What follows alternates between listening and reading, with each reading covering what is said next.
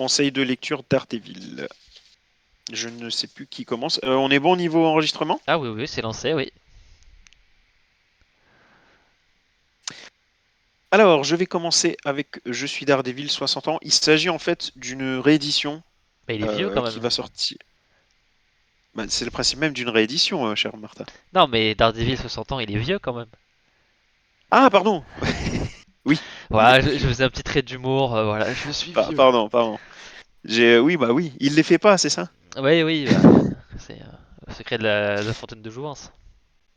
Donc, je suis Daredevil 60 ans. L'édition 60 ans qui va sortir le mois prochain.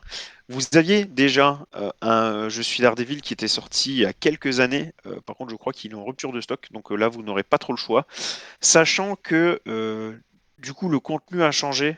Il y a des numéros qui ont été enlevés, d'autres qui ont été mis. Euh, Et dans l'histoire, le bouquin a pris aussi 5 balles. Ah, ah, Donc ah. du coup, c'est difficile. Comment? Non, ça m'a fait rire, genre et on est plus cher. Et il a pris 5 balles. Après, il a pris 5 balles en, je crois, 8 ans. Ouais, ça va. Donc, ouais, par rapport à l'industrie, bon, l'augmentation fait mal, mais par Hmm. rapport à l'industrie, je pense C'est dans qu'on la est moyenne. Oui, même en dessous, dans je la dirais. moyenne, malheureusement, quoi. Par contre, du coup, avec ce petit jeu qu'ils ont fait d'enlever des numéros et d'en mettre d'autres, je n'arrive pas trop à savoir si vous y retrouvez en termes de pagination. 5 balles en plus en 8 ans, ça c'est sûr, mais je ne sais pas si c'est pour avoir plus de pages, le même nombre de pages ou moins de pages. Ça, il va falloir vraiment attendre le. Vu le prix du papier qui n'a pas cessé d'augmenter depuis des années, je... Ça m'étonnerait qu'il y ait beaucoup plus de pages, effectivement. Sinon, concernant donc Je suis Daredevil, donc moi j'avais lu l'ancienne édition à l'époque. Moi j'adore hein, ces anthologies Je suis. Euh, Ces anthologies sont vraiment géniales parce que en fait, ça te permet de couvrir toutes les périodes de Daredevil. Ça te met en avant quand même pas mal d'auteurs. Donc tu peux voir un peu toutes les facettes du personnage. C'est vraiment un excellent moyen de se faire un avis global sur le personnage et savoir si, oui ou non, ça vaut peut-être le coup d'aller plus loin. Je pense que à chaque fois, c'est vraiment le bon plan, cette anthologie. Alors, tu vas me dire, c'est un peu le principe de toutes les anthologies. C'est pas faux, mais c'est vrai que les je suis ou Ouais, c'est nous pas faux. sommes, suivant les cas, sont vraiment de qualité. Pour ma part, je les trouve bons. Dans la première version, en plus, enfin, tu avais des auteurs de dingue. Tu avais Miller, tu avais Brubaker, tu avais Bendis, enfin, tu avais du lourd. Hein. Et comme d'habitude, avec les anthologies Je suis slash nous sommes, tu as quand même beaucoup d'articles de qualité pour montrer les différentes facettes du personnage, décrire un peu les personnages qui gravitent autour du super-héros, ses ennemis, parfois les différentes périodes, parfois les différentes incarnations, s'il y a plusieurs personnages par exemple sous le masque de Daredevil. Ça c'était quelque chose qui avait été fait notamment avec Venom, où il y avait un peu tous les symbiotes qui avaient été décrits. Venom. Donc je pense que ça peut être un bon choix pour avoir un premier pied dans l'univers de Daredevil. Alors attention, c'est pas ce qu'on appelle une porte d'entrée. C'est pas avec ça que tu vas pouvoir te lancer Dans une série n'importe régulière. où dans Daredevil, quoi. Voilà. C'est pas ça qui va forcément te donner les connaissances pour attaquer Daredevil par n'importe quel bout. Voilà, on va dire ça comme ça. Par contre, c'est clairement le bon moyen pour te choper les bases du personnage et savoir si oui ou non c'est un univers pour toi, quoi. Peut-être même aussi repérer déjà quelques auteurs, puisque encore une fois, tu as quand même pas mal d'auteurs. C'est le bon moyen de savoir si le traitement de personnage te plaît plus avec tel auteur ou tel auteur, et peut-être te baser sur du coup tel achat ou tel achat. Ah, c'est de nouveau à moi.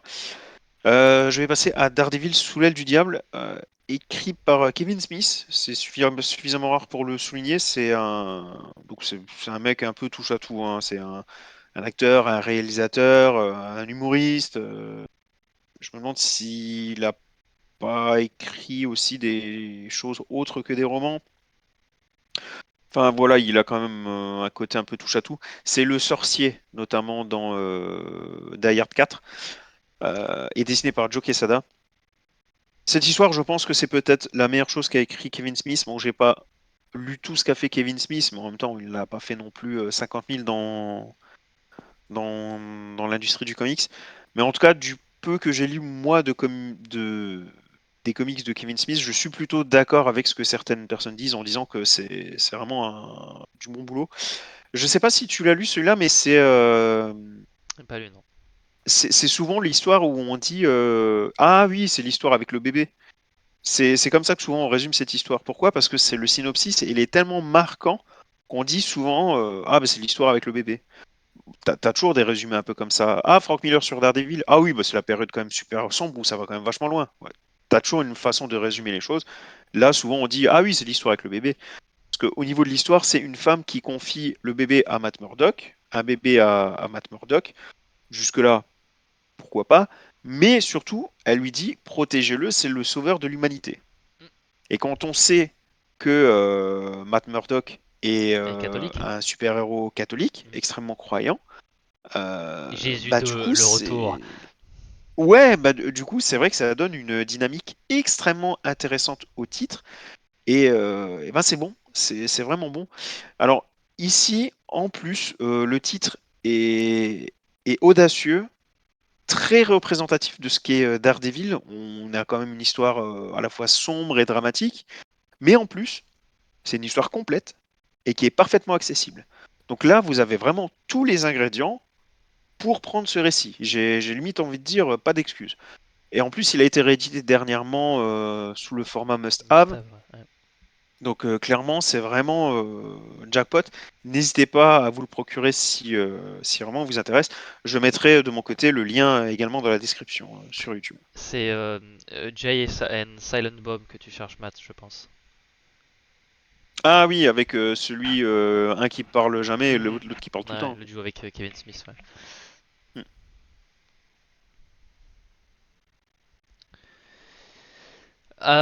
Le sang de la veine sur Daredevil, c'est bien évidemment Frank Miller, en tout cas dans les classiques.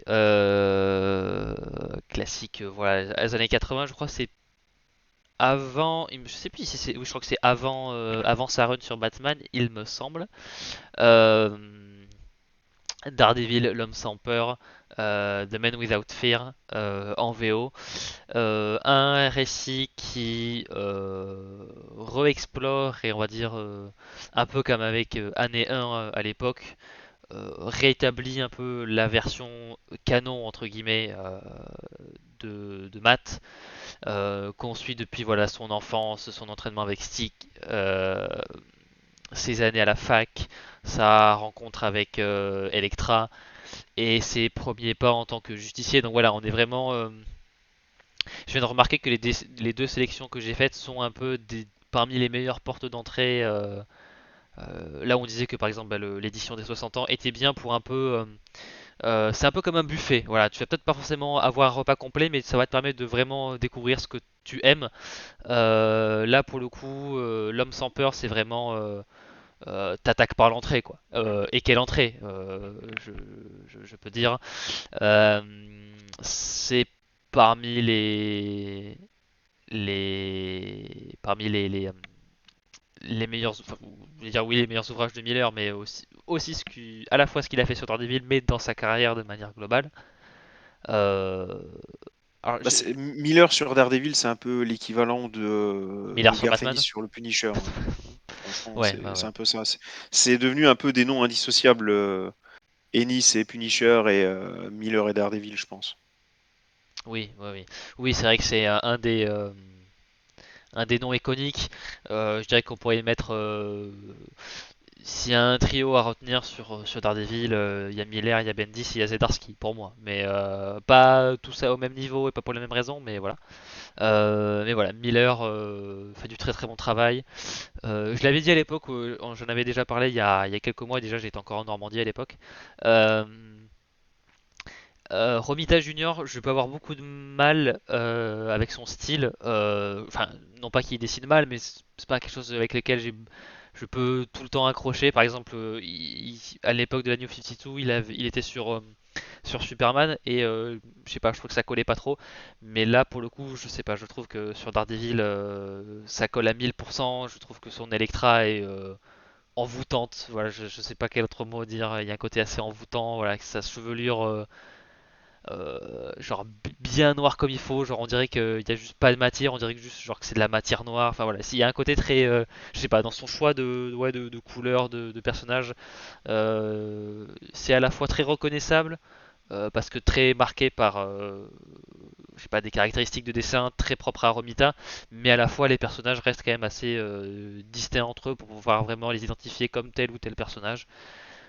Voilà que dire, c'est ouais, peut-être pas un récit initiatique, mais on a un peu là toutes les bases et de Matt Murdock et de Daredevil, et on capture vraiment l'essence de l'histoire du personnage, ses thématiques importantes, ses personnages les plus emblématiques, Foggy, Karen, non il n'y a pas Karen, Foggy, Electra, le Kaïd, etc. Et puis ce qui est bien aussi, je pense que c'est que ça part pas trop en sucette, c'est vraiment une histoire qui est simple mais qui est extrêmement bien racontée, voilà. Et puis bah, c'est beau quoi. J'aime, c'est une case qui m'a énormément marqué de Stick et de Matt qui s'entraînent à parcourir les toits. Et je sais pas, je trouve le crépuscule new-yorkais, voilà, avec ce dégradé qui passe du mauve au jaune beige, magnifique. Ben voilà, c'est un des classiques de Daredevil et à juste titre. Voilà, c'est parmi les meilleures choses que Miller ait faites, parmi les meilleures choses que Robita ait faites aussi. Donc voilà, à ne pas manquer.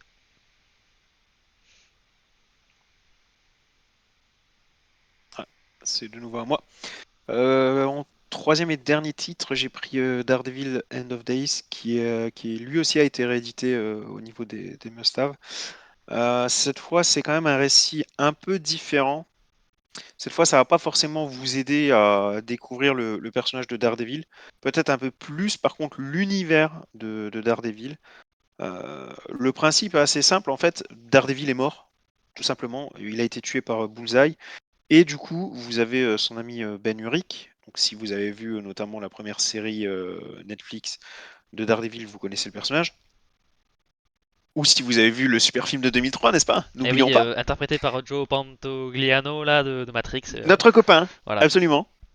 Donc vous avez Ben Urich qui enquête sur la mort de l'homme sans peur, mais plus précisément qui enquête sur le dernier mot prononcé par l'homme sans peur, qui est Mapon. Voilà, c'est ça le synopsis. Et c'est génial. Enfin, c'est direct, tu as vraiment un côté enquête et c'est super cool. C'est vraiment super intéressant. Alors, du coup, bon, Daredevil est mort, donc je pense que vous vous en doutez. C'est un titre quand même qui est hors continuité. C'est pas vraiment ce qu'on peut appeler un point d'accès. C'est pas ce qui va vous aider pardon, pour vous y mettre. Par contre, ben, il est accessible. Donc ça, c'est déjà pas mal. Parce que bah, il suffit pas de vous proposer des putains de titres Daredevil, il faut que vous soyez aussi capable de les lire. Donc celui-là, en l'occurrence, décidément, je suis fatigué. Je fais plein de. Donc celui-là, en l'occurrence, pardon, vous pouvez le lire. Le titre est assez fou, donc écrit par Brian Michael Bendis, que l'on ne présente plus, avec une partie graphique quand même assez incroyable. Et le côté enquête est vraiment intéressant. Il y a un côté assez palpitant, le suspense est bien maîtrisé et l'histoire est bien racontée, quoi. Et au bout d'un moment, il n'y a pas à tergiverser, quoi. Si les dessins sont très bons et que l'histoire est bien racontée, que tu as un synopsis accrocheur, il n'y a pas à réfléchir en fait. Donc voilà, moi ça serait ma troisième proposition Daredevil. Il y en a plein d'autres, il fallait faire un choix. Pour aujourd'hui, je suis parti sur ces trois titres-là.